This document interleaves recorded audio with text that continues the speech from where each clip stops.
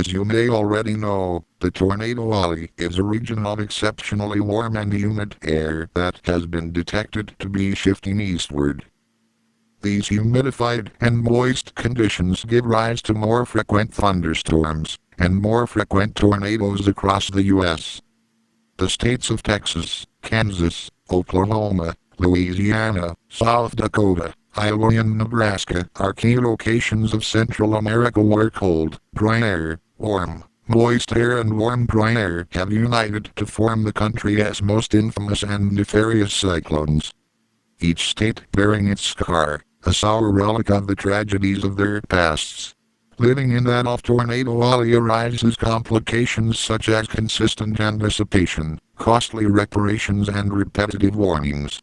It is not the strength of a tornado that is given rise in Tornado Alley, but it is its frequency that is enhanced from a year-to-year basis. As of December 10, 2021, Kentucky had been hit by its most massive and devastating tornado outbreak to date.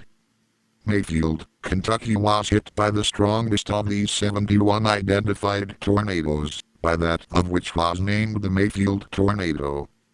An F4 identified twister with 190 miles per hour winds, it claimed that of 57 and changed that of an estimated 500 lifestyles via physical injury.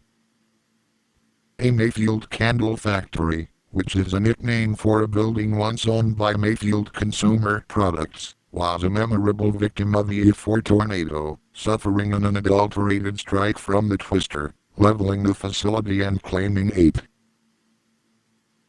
A surviving victim of the factory's collapse, named Kiana Parsons Paris, has come forward with her recollection of the event.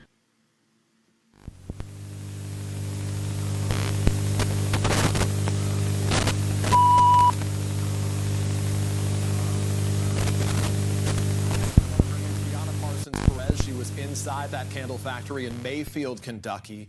Fortunately, she made it out safely. Kiana, we're so glad to see you this morning and that you're okay. If you can give us a sense, what was the scene like? What was it like inside that building where you were trapped, this candle factory, for 2 hours as the storm hit? Well, good morning. It was extremely scary. It was extremely scary. Everything happened so fast. They had us in the area where you go in case there's a storm, and we were all there, and then the lights got to flickering, and then all of a sudden we felt a gust of, we could feel the wind, and then my ears kind of start popping, you know, as they would, as if you're on a plane. And then we did like a little rock, like this way, and then boom, everything came down on us. And all you heard was screams. The factory has a lot of Hispanic people. There's Puerto Rican, Mexican, and Guatemalan, and then there's a lot of African Americans and Caucasian. You know, it's a diverse place, but you can hear people screaming and praying in Spanish and just hollering and, you know, trying to figure out what to do. And I went live. First I called 911, but then later I went live because I was trying to stay calm and keep everybody else calm and trying to get us as much help as possible. So if I went live, maybe, you know, more people would come to try to help us and get us out of there. But it was absolutely the most terrifying thing I've ever experienced in my life. And Kiana, when you say something fell on top of you, was it a wall that fell on top of you? And did you worry you weren't going to make it out alive? I did not think I was going to make it at all. I was so scared. I was trying to stay positive. But after I think we were down there, and I was where I was at for at least 2 hours. And I fell in a very awkward position. My back was against the wall, and I was right by the water fountain. And so I didn't know, but behind the water fountain was an air conditioning unit. So when the search and rescue person came, and I believe his name was Nate, when he came, I said, can you please just get this off of me so I can move my legs? Because I couldn't feel my legs. I had been in this weird position for so long that I couldn't feel my legs. And so I asked him, can you just get this off of me so I can move my legs, please? He says, ma'am, we're trying. He said, but there's about 5 feet of debris on top of you. Kiana, when you looked at that building after you were evacuated after a couple of hours, can you even describe what it looked like to you staring at the place where you used to work? a complete mess. I mean, I didn't even walk around to go to the car when I got out. I mean, if you look like on the pictures, I literally had to climb up out of the building to get out from everything that fell on us. And so, like I said, I was one of the last people to get out in that little area that I was at. There was about maybe 6 or 7 of us. And so we were over there, we couldn't breathe. People were kind of coming in and out of consciousness and things. And so, they were telling us not to move, but one of my supervisors, his wife was stuck, and so he was getting her. So, but in order to get her out, he had to get somebody else out first. So we also had they had some prisoners working there from the Graves County Jail. And when I tell you, some of those prisoners was working their tails off to get us out. They were helping. And to see inmates, because they could have used that moment to try to run away or anything. They did not. They were there. They were helping us. And it was like once they got one person out, then it was just like we all just kind of fell on.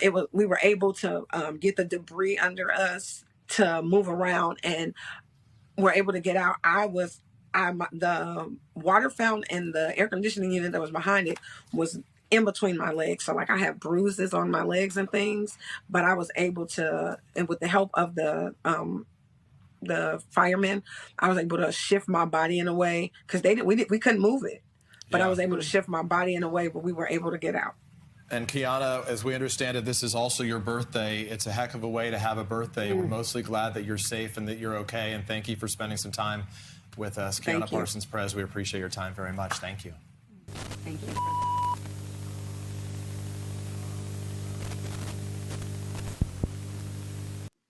She does not use many terms of sophistication. She does not narrate as if it were a great fabled story. She shared her story of survival. Of course, there are some aspects that the story is void of. There are forlorn pages cursed to end, stories lost and astray to the winds. This is no mere entertainment, nor is it fictitious. This is the story, the very dialect of a brush with death itself. Now familiar with primal fear, she can now greet death as an old acquaintance, a bittersweet phantom of her darkest pasts.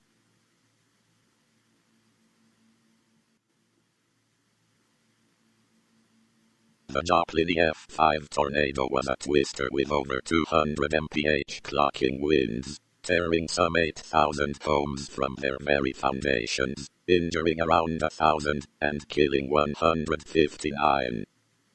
You may assume that the usual high wind speed, laceration, severe dislocation, and high-speed debris were the only causes of death, which you are mistaken. Physicians in the Springfield Greene County Health Department discovered the twister had unearthed a dangerous, fungal pathogen, mucormycosis. Don't worry, I won't make you pronounce it. Commonly simplified to the Joplin fungus, let's call it, is a necrotizing soft tissue infection via fungal spores. It is commonly found in some soils and decaying matter, and in this case, the tornado unearthed soil in which this Joplin fungus lied undisturbed until then. The Joplin tornado lifted and launched multiple vehicles projectile and unearthed a flesh-eating fungus.